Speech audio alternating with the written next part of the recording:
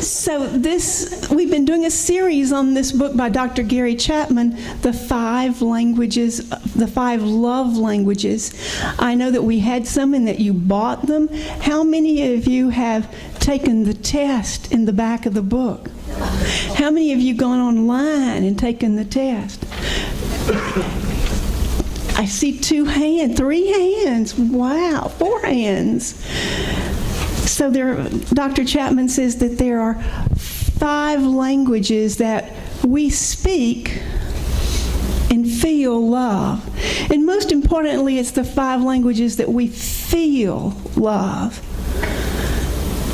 So that if we're in a relationship with someone, or if we are even just friends with someone, if we understand the language they speak, we can fill their emotional tank. We can help them feel good. Maybe it's a sibling, maybe it's a parent. If we understand another person's love language, then we are able to help them have their emotional needs met. And so the first week we talked about words of affirmation, and then last week Paulette, I understand, did a wonderful job talking about quality time. And so this week we're talking about receiving gifts. And what I love about this book is that Dr. Chapman uses great stories to illustrate his point. And the story that he started with was, in this week's chapter, is that as a graduate student, he went on a lot of trips to study other cultures. And he went on a trip to the island of Dominica, and he was going to work with the Carib Indians. And when he got there, he met Fred. Now, Fred was not a Carib Indian, but he lived with them. And Fred had a tragic accident. He had lost his hand when he was fishing with dynamite. So he was pretty free during the days, and he would accompany Dr. Chapman. And one day Dr. Chapman went to Fred's home, and the first thing that Fred said is, "Dr. Chapman, would you like something to drink?" And Dr. Chapman said, "Yes." And Fred told his younger brother, "Go climb that coconut tree and get a coconut." And the brother went and climbed the tree and got the coconut and brought it back, and then he opened it and gave it to Dr. Chapman, and Dr. Chapman drank it. It was that gift of hospitality, that gift of wanting to give, that gift of service. And it was a simple gift. It didn't cost anything. Dr. Chapman talked about the fact that when he got ready to leave the island, that Fred gave him another gift. He gave him a 14-inch long stick that had been in the ocean. It had been washed up against the rocks repeatedly, and it was perfectly smooth. It was a crooked stick, but it was a smooth, crooked stick. And Fred gave it to him as a reminder of his trip to the island. And Dr. Chapman says he has that stick till this day, and every time he looks at it, he thinks about the trip and he thinks about Fred.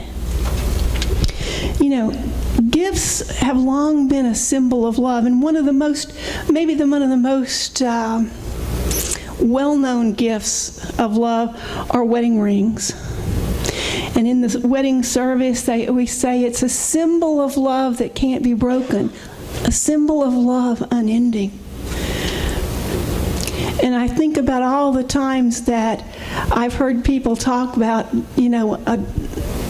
the wrenching of a relationship, and someone has said to me, I knew it was over when she took off her wedding ring and threw it at me.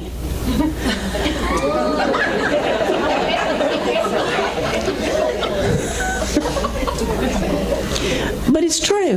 It's a symbol of love, and gifts are a symbol of love. And receiving gifts is one of the languages that some of the people in your life, that's the language they speak. And so they don't feel love as much in any other way than when you give them a gift. Now, the gift needs to have a couple of qualities. It needs to be personal. In other words, you need to think about that person, and it has to be something for them. That's why vacuum cleaners for Christmas do not work.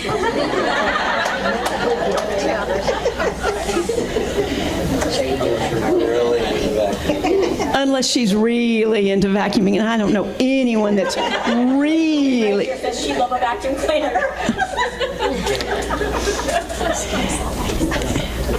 It's full of thought. It's what we think about. That they know that we're thought about when someone gives us a gift, and it needs to be generous. You know, if it needs to have taken a little bit of effort. And yes, Gerald, Christmas Eve still does work. I think about all the gifts that I've been given, and Gerald has given me lots of gifts. Lots and lots of gifts. But one of the gifts that he gave me, we went to a car show. And at that car show, I saw this Cadillac convertible. Ooh, I like that car. I liked that car. I kept talking about that car. And guess what? Gerald found one for me. It was pretty. And, you know, I drove it and loved it and loved it and loved it until I moved to Florida. I loved it even then, but finally it needed to go. But, you know, when I think about that car, I came across a picture of it not too awfully long ago, and that feeling in my side, I mean, that was a lot of effort because it was not a current model production. And it wasn't cheap. There's a Nigerian proverb that says, it's the heart that gives. The fingers just let go. One of the other gifts that we get to give is the gift of presence. And I think everyone who's been a chaplain here, or everyone that's been a licensed Unity teacher, understands that gift of presence. That sometimes when a person is in crisis, it's not about what you say or what you do, it's just the fact that you are, that you're there. The gift of presence. Gary says, physical presence in the time of crisis is the most powerful gift that you can give. Prayer is also a gift. And I don't know, do we think we can show that video or not? Yeah, we can show it, but it's got a commercial in it. Okay, we have a video to show, and it has a commercial in front of it. And can you forbear that? Mm-hmm. Yeah. Okay.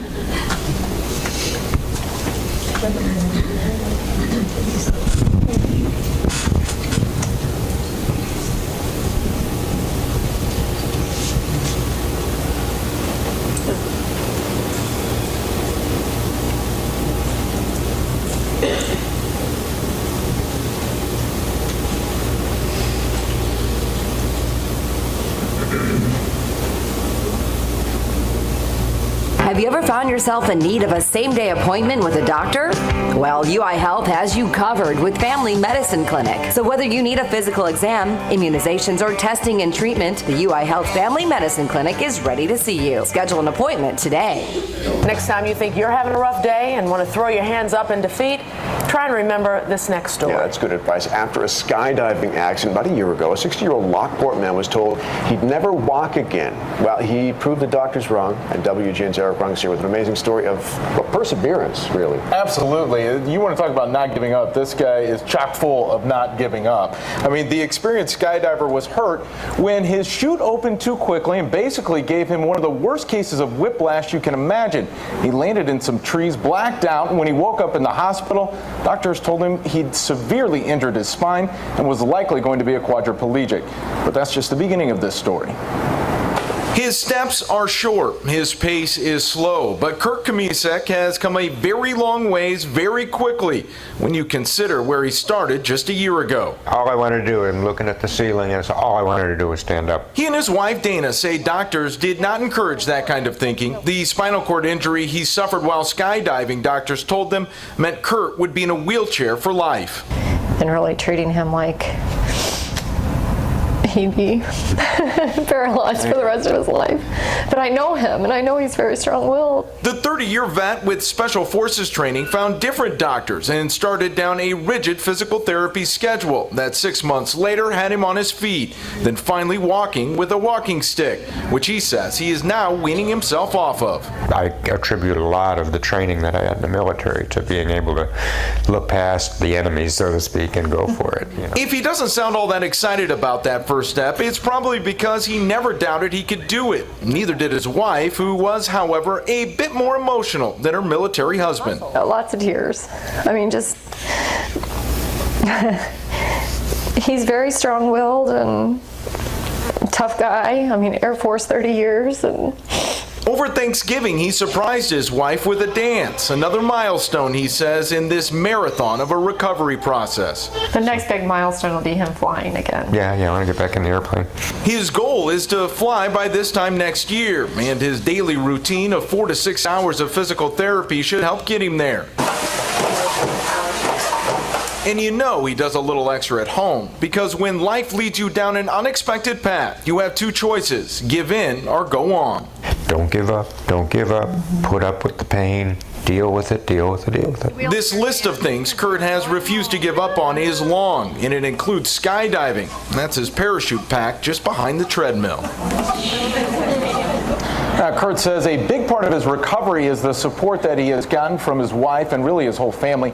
He also says he and his wife had to do a lot of research on their own to seek out some of the best medical options for him. Also, and I have to say, there's no question in my mind that this guy will not only fly again, but he will definitely probably skydive. I'm saying he will skydive again. I mean, but this guy sets his mind to something, he does it. That'll be just your the way it next is. story. Your next story, your follow-up. You're really moved by this, aren't you? Yeah. Oh, it's just, I mean, just an amazing guy. And see what he's gone through to see where he's at today. Yeah. We have nothing to complain about. That's right. Thanks, so Eric. much. Just ahead on the WGN Evening News, churches open. So there's a reason I showed you that video, because Kurt's daughter Dana is the daughter of one of my prayer partners from ministerial school. In our congregation, our prayer group has prayed for Kurt. He's on our prayer list. So I want to tell you that one of the gifts you can give is the gift of prayer. Don't ever doubt what prayer can do. It's one of the things that when there's nothing else to give, maybe that's the best gift you can give. In the first letter from John, verse 4:19, we love because God loved us first. We think about all the gifts we've been given. I know that Kurt understands the gifts that he'd been given. And so we love because God loves us, and that's why we want to learn these love languages. We want to be able to have the people that in our lives know our love. And when we speak our language to them and it's not theirs, they don't get it.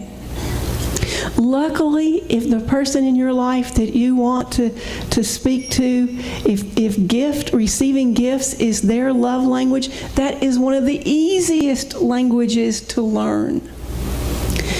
But one of the things we have to talk about when we talk about this is that money thing. because sometimes there are those of us who don't want to spend money. And so the first thing I'd say is that a gift does not have to be expensive.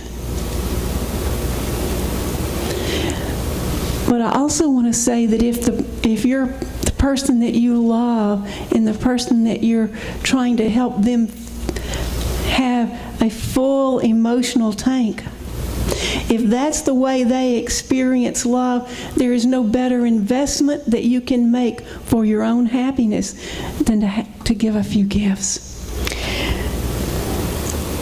One of the stories in the book was a story of a couple that told that Dr. Chapman that they attributed their being able to stay together to him. And he said, I'm always kind of suspicious when somebody says that. And he said, well, how did that happen? And the wife said, 3 years ago, we came to one of your seminars, she said, and my husband sat there through it, and she said, I don't think he got a thing out of it.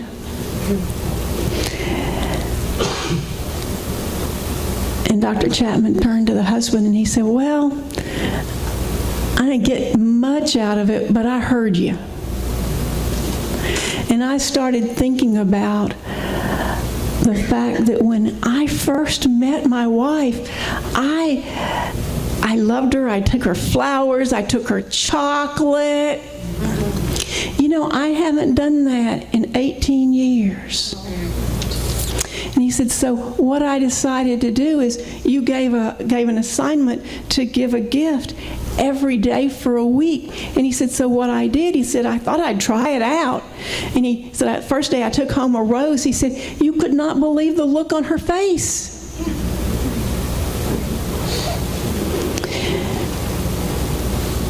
He said, and I told her thank you for all the things she does for me. And he said, in the second day, I stopped and I got caramel corn. A bag of Cracker Jacks, that's what it was. I couldn't think of the name. Cracker Jacks for my wife and all the kids. He said, you would not believe their reaction. He said, I never realized that I never bought a gift for my children. My wife always did that. He said, it felt so good that the next day I had to think of something and I couldn't think of something. He said, I went out for a walk, and as I was walking down the road, he said, I saw this pretty rock and I picked it up, and when I went back home, I gave it to my wife and I told her that she was my rock.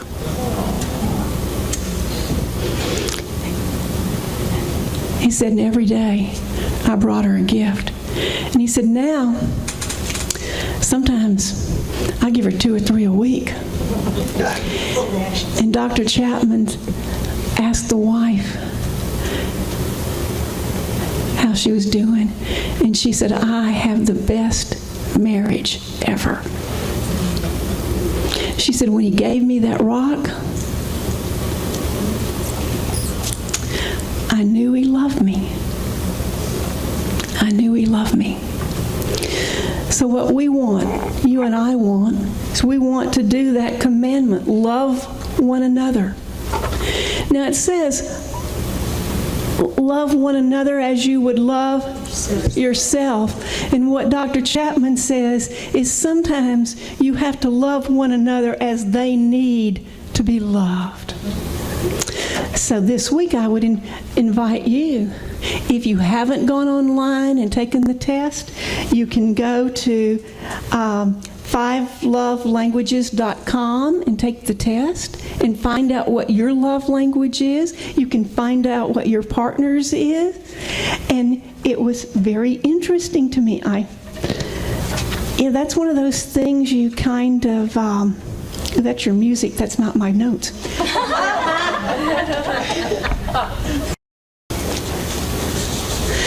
So I asked Gerald to take the test.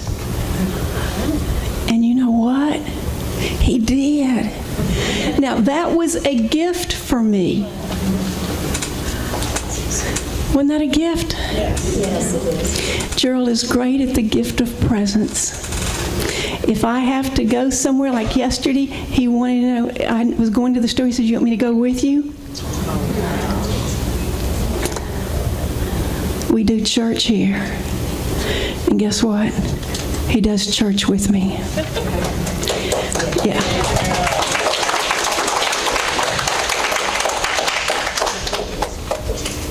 Even if that means going at midnight to see what the alarm code is. I don't know what your love language is. Only you know that. I don't know what the person you love language is. But the good thing is you can find out. So I invite you to take the test, get your loved one to take the test, and you'll see that you have a better relationship. And this week, if you have someone you think that gifts are the thing, you might try giving them a rock. Have a great week.